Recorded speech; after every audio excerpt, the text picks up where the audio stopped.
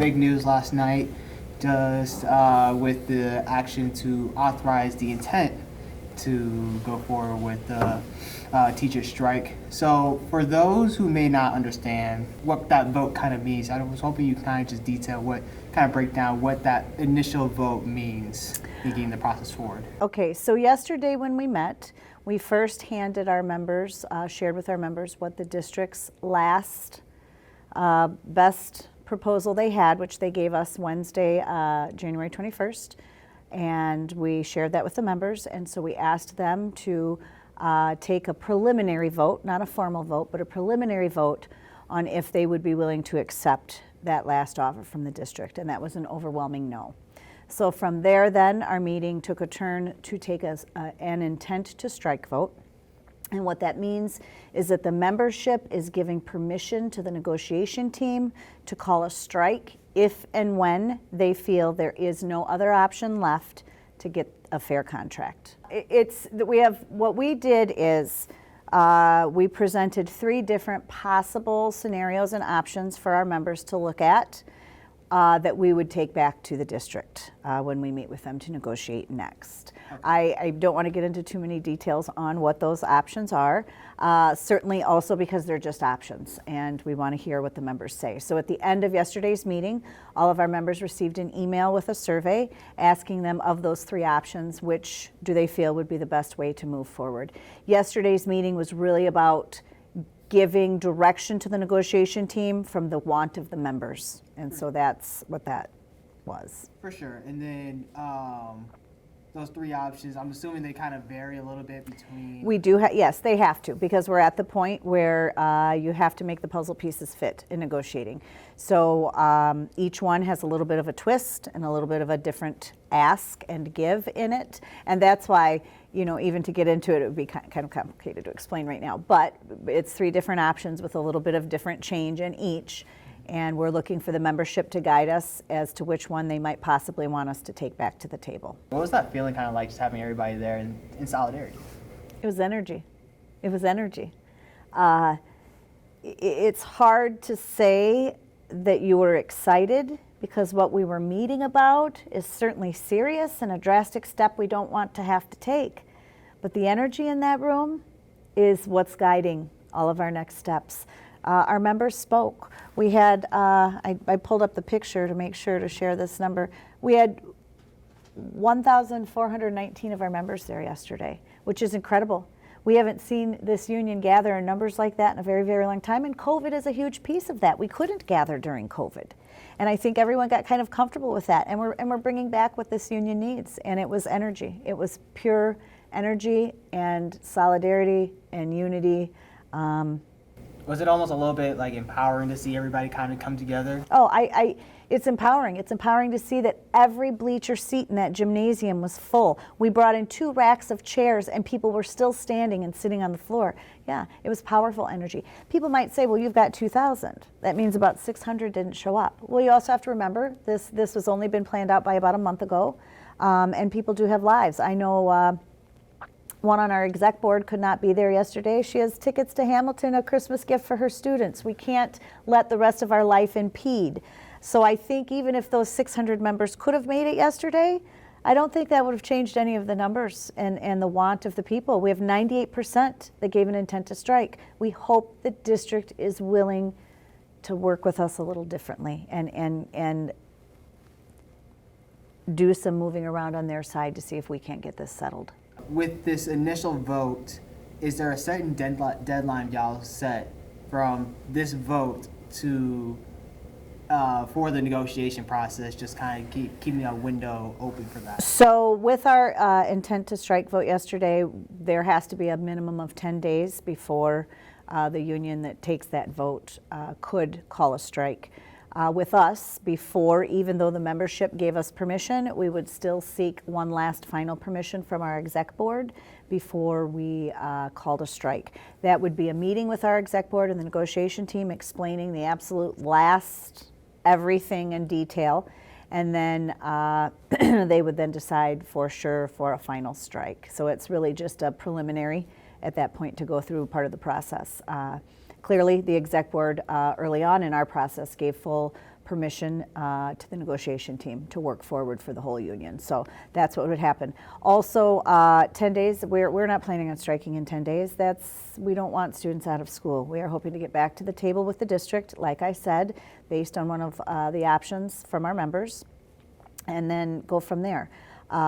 One thing we want to make very sure the community is aware of is we aren't going to pull a strike overnight. We don't want to strike. We don't want 28,000 students out of school or in a situation that's not educational when it should be a day of education. So we're not taking this lightly. We are going to do everything we can at the table. But should it need to get to that point, we will give the community plenty of warning and notice so that they can make choices and decide what they need to do for their family and for their children. Absolutely. As you guys have kind of gotten closer and closer to certain deadlines, can you kind of speak a little bit to what you guys have heard from teachers within the union and just from the community in terms of like getting behind getting these negotiations done and laying something forward for y'all? We definitely would like this contract to be settled. Our team started working on this August 19th of 2024. So the team of 18 that is behind all of this would like this to be finished, but we don't want to risk it being finished for lack of what's fair and what our students need. And so as we move forward, again, we have to follow some timelines, but we want the community to also know that we are meeting. We want to get this settled. The district has made some claims out there that we're not willing to meet at the table, and that's absolutely incorrect. The dates that they gave us for the last time that we met was very limited, and we have 11 team members, including a UNISERV director who has other local unions he represents and other jobs to do there. And it was just that was a little bit questionable in the information they were sharing there. We have been ready to meet. We are willing to meet. What we're not willing to do anymore is, in all honesty, play games at the table. This needs to get settled. And they did in their last offer move a little bit. It's not enough. The students of this community deserve better. Many of the things that we're asking are related directly to the services for these students that just aren't being met. This district needs to remember that there are 350 mandated overtimes right now. There's a small number of middle school and high school teachers that aren't teaching another class. As a matter of fact, in the contract, there's to be a cap on how many extra classes a teacher can take because the workload is stringent. Yes, it's very good pay to do that, but that was a suggestion made by the district long ago when they needed teachers, and now we're in a very massive teacher crunch, and they can't abide by those numbers. They have to ask us as the union every year to back off on the contract and let them go above the number that's agreed to .2s being given out, because we still today have 70 classrooms that sit without a teacher. We have a whole section of students, if you want to talk about equity, we have a whole section of students at West Middle School that are 8th graders now, halfway through their 8th grade year, and they haven't had a certified math teacher yet in middle school. So unless this district gets very serious about recruiting and retaining educators, we are going to see this problem continue to grow. And there's only so much juice you can squeeze from a lemon. And these teachers have been squeezed dry in offer and help and support. And we're still missing that many teachers while burning out all of the others. Since Saturday, have you guys set a date with RPS to? No, we have not spoken to RPS yet because we are waiting for the survey to finish that we sent out to our members. And again, we're hoping to get that done quickly. Again, we don't want to drag this out either, but we also want to make sure that we're doing what our members are asking us to do moving forward. When I was reading RPS's final offer, I saw like over year, it had like 4% with rollover, or I was hoping you could explain like what those different terms mean. In general, the salary schedule is steps and lanes. So teachers don't get extra money unless they teach extra classes or they continue to keep their education growing, their own degrees and classwork. So on our scale, our salary schedule, teachers have lanes of movement, which is lanes of getting more education.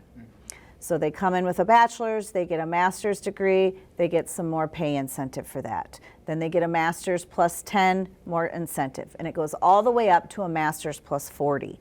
What people need to understand about that piece of our salary schedule is that's academic course. That's getting college degrees beyond and above a bachelor's to do the job. And many in our union need more than just a bachelor's to do their job, like our school psychologists, social workers, speech and language path, our counselors. They need a master's degree to do the work. So then that's the lanes, okay? Okay. The steps are each year of service. So in order to give a little bit of pay, so I kind of said it wrong earlier, I didn't mean to be misleading. We get a little bit of pay for years of service, up to 20 years. Was there any main point of contention that we can kind of point to as something that you guys want to kind of get on the table? I will tell you right now, it's the retro pay. If this district will not step forward with retro pay, our members have said, we have done surveys of want from our members, and we've shared that survey with the district and the school board who's guiding the district's negotiations team, or should be. We have huge concerns that there's no communication there, huge communication gaps, and everything's not being shared. We've had concern from the start that they have no one from the school board at negotiations. Other districts and unions don't work that way. So that's just a whole level of concern that they're not fully understanding and aware of what's actually happening at that table. That's another reason that we had to gather and do this intent to strike vote, because we hope that might be what opens up the bridge which we feel there needs to be between the district and their negotiation team to get this settled.